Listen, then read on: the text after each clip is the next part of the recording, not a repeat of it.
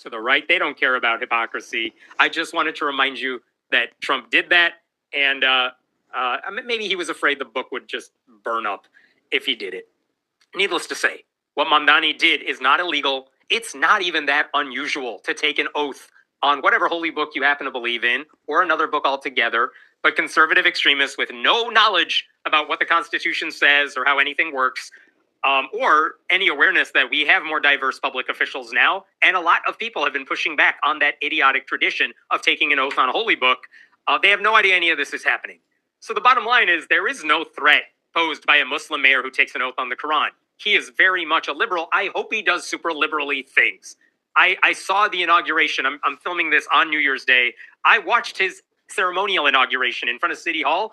It was beautiful. Like, all the people speaking there. I have no emotions and I was getting weepy. That's how amazing it was. I don't know how much of the stuff he's promised he can live up to, but I hope he tries. I hope he does whatever he can to move fast and break things, because things are broken. But the one thing I'm not worried about is that this Muslim mayor is going to threaten church-state separation. No, we got to look to the Christians swearing in on the Bible. Those are the people who don't actually care what the Constitution says. Not all of them, but many of them. Anyway, for what it's worth, the Constitution requires officials to uphold the law. It says nothing about placing your hand on a holy book. There's no reason to keep that tradition alive, especially when we live in a country where the largest single religious demographic are people with no religion. So the outrage is hilarious to me. They're not defending the Constitution. The people criticizing Mamdani, they're not defending the Constitution. They're showing they don't understand it. They don't know what the Establishment Clause means. They don't understand the part about how there's no religious test for public office. They don't know the difference between using a personal symbol in a ceremonial oath and actual governing, which is really all that matters. And maybe that's the result of Christian nationalists constantly scaring people into thinking if you elect non-Christians, only bad things will happen. And that's the rhetoric they are all spewing. So I was watching, what was he? He's like a secular humanist, an atheist or so. I don't completely disagree with him, right? Yeah, there's no religious tests.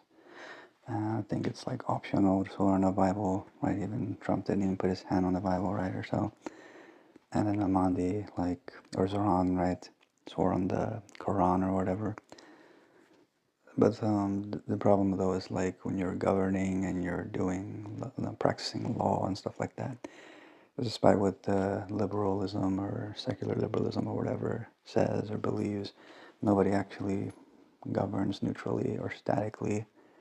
And I just wanted to generate this essay, sort of I don't know, just show how important the Bible is, right? Foundationally, as far as a foundation for American civic order. I read a few books that I have here, and I just wanted to share this essay that I generated. And why it's our system is not actually predicated on religious neutrality, that the Bible is more central to it than these people think, right? These secular humanist kind of people. So anyway, so covenant law and the American civic order. Why American political identity cannot be religiously neutral. The American political tradition did not emerge from a vacuum of moral neutrality, nor from a procedural framework designed to accommodate an indefinite plurality of ultimate loyalties from its earliest colonial foundations through its constitutional maturation. American civic identity was shaped by a shared covenantal imagination, one that understood law, peoplehood, and political authority as standing under the judgment and blessings of the God of the Bible.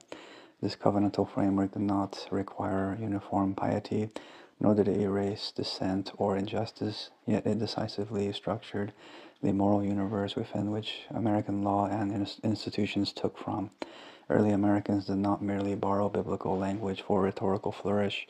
As scholars of American political theology have long noted, the emerging republic understood itself often explicitly as a new Israel, a people bound together by a providential calling and accountable to a transcendent moral order. Writers as varied as Harriet Beecher Stowe, Henry Adams, and Herman Melville recognized that Americans spoke instinctively in the idiom of Zion, covenant, judgment, and election. This was not confined to New England nor reducible to a single denomination.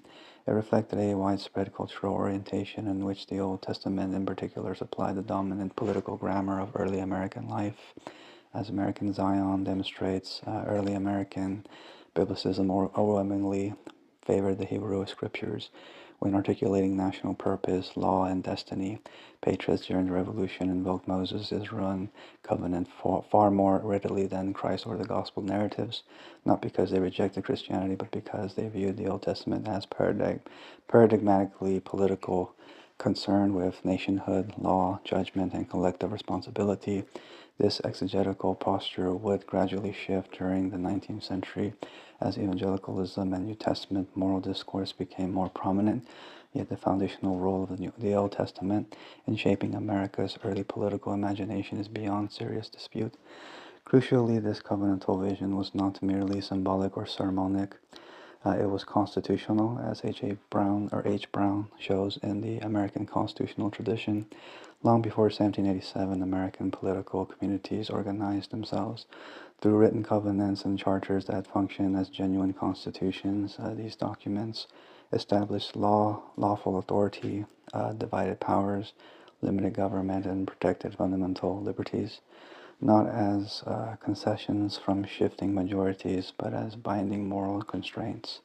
Liberty of conscience, trial by jury, due process, and limits on magistrates were understood to stand prior to ordinary legislation and beyond mere popular will.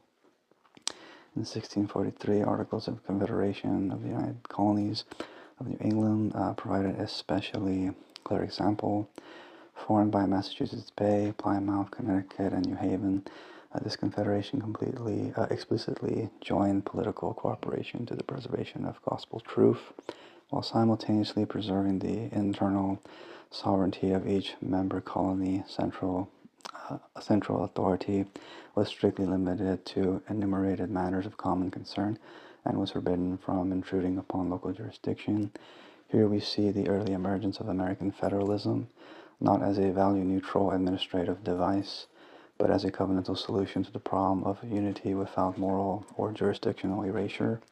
Although regional variations existed between covenant colonies, proprietary colonies, and southern enterprise colonies, all contributed to the shared constitutional grammar. By the time revolutionary state constitutions were drafted and carried into the Federal Convention, Americans were already accustomed to written constitutions, divided powers, limited government, and legally protected liberties, grounded in moral obligation. Federalism, republicanism, and constitutional restraint did not arise ex nihilo from Enlightenment abstraction. They matured out of a long-standing covenantal practice. This historical reality accords with Harold J. Berman's profound insight that law cannot sustain itself on procedural legitimacy alone.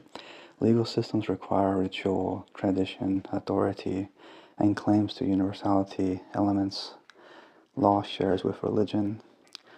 Law commands obedience not merely because it is enacted, but because it is believed to participate in a larger moral order. When law is stripped of this sacred dimension, it loses credibility and collapses into either technocracy or coercion. Even the most secular legal systems, as Berman observes, inevitably smuggle in symbols of sanctity to sustain fidelity and trust. American law has never been an exception to this truth. Its legitimacy has rested on the widespread assumption, often implicit, sometimes explicit, that law stands under divine judgment and derives meaning from a moral order, not of its own making. This does not entail theocracy, nor does it deny the reality of grave injustices like slavery, religious persecution, and exclusionary practices coexisted with covenantal self-understanding, often in contradiction to it. Yet neither enslaved Christians nor persecuted dissenters ceased to be Christian, and neither injustice nullified the covenantal framework itself. Indeed, many reform movements appealed precisely to the shared moral universe to indict American failures. It is written in this context that contemporary debates over religious neutrality, civic woes, and public meaning must be situated The claim that American institutions are or ought to be religiously neutral misunderstands their historical foundations. Neutrality among competing faiths at the level of individual conscience does not entail neutrality at the level of civic meaning. The American political order presupposes a moral grammar formed by biblical theism, even as it allows for the free exercise of other religions and the absence of religious tests for office. This distinction helps clarify contemporary controversies surrounding oaths of office. A public oath is not a private devotional act. It is a civic ritual that binds an office holder to the moral and legal order of the polity. Historically, American oaths invoked the God under whom that order was constituted, not to coerce belief, but to solemnize accountability, to suggest that the oath should be grounded solely in whatever text is most meaningful to the individual office holder, misunderstands the function of oath-taking itself. Meaning here does not arise from subjective sincerity alone, but from fidelity to the moral universe that gives the office its authority.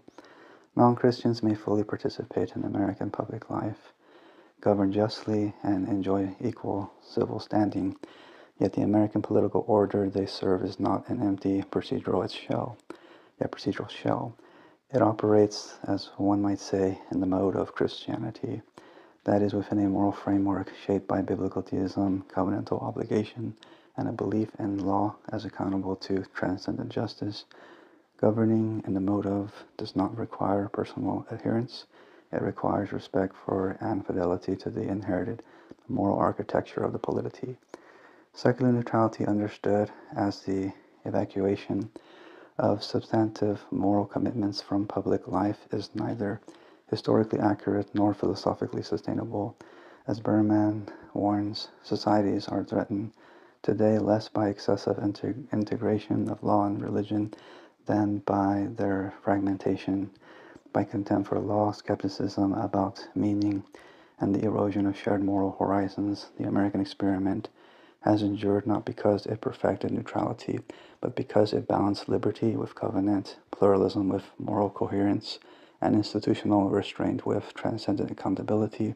The American civic order, its identity as a people, and its constitutional form are not accidental aggregations of procedures. They are the product of a covenantal inheritance, complex, imperfect, and often violated, yet real.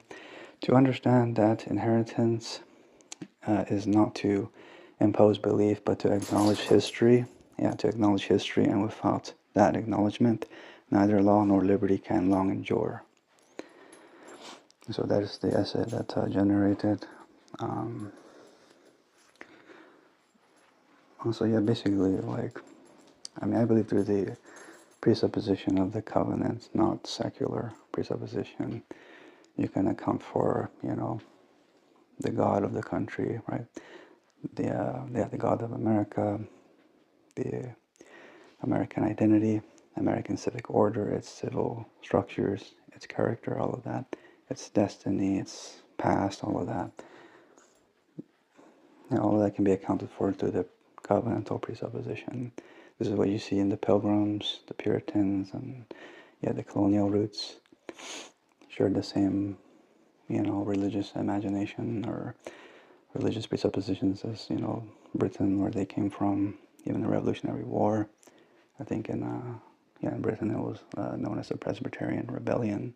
And so it has always maintained this covenantal imagination, even when the Declaration is written, using Enlightenment language, Lockean Christianity, or even common sense realism or so, because it speaks about self-evident truths.